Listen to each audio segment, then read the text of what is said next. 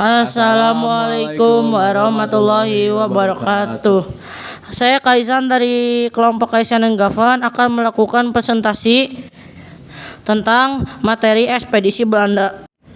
Pada 1568 sampai 1648 terjadi perang 80 tahunan antara Belanda dan Spanyol.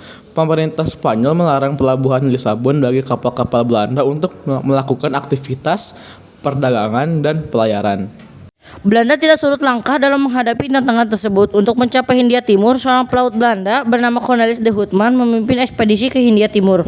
Pada tahun 1595, armada mengarungi ujung selatan Afrika, selanjutnya terus menuju arah timur melewati Samudra Hindia. Tahun 1596, armada Houtman tiba di Pelabuhan Banten melalui Selat Malaka. Kedatangan Houtman di Indonesia kemudian disusul oleh ekspedisi-ekspedisi lainnya. Dengan banyaknya pedagang Belanda di Indonesia, maka muncullah persaingan di antara mereka sendiri. Untuk mencegah persaingan yang tidak sehat, pada tahun 1602 didirikan Verenigd Oost-Indisch Compagnie (VOC) atau Perserikatan Maskapai Hindia Timur, yang merupakan merger penggabungan dari beberapa perusahaan dagang Belanda. Gubernur Jenderal pertama VOC adalah Peter Both. Ia mendirikan pusat perdagangan VOC di Ambon, Maluku.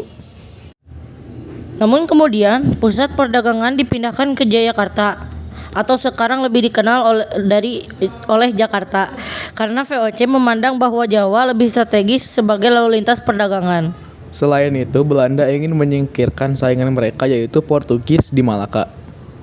Pangeran Jayawikarta, penguasa bagian wilayah Banten, memberi izin kepada VOC untuk mendirikan kantor dagang di Jayakarta. Selebihnya, pada tanggal 31 Mei 1619, keinginan VOC dikabulkan oleh Raja Banten.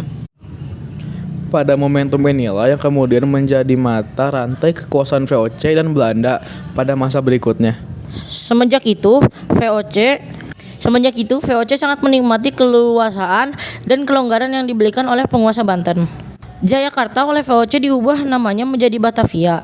VOC mendirikan pusat benteng sebagai tempat pertahanan, pusat kantor dagang, dan juga pemerintahan sekitar.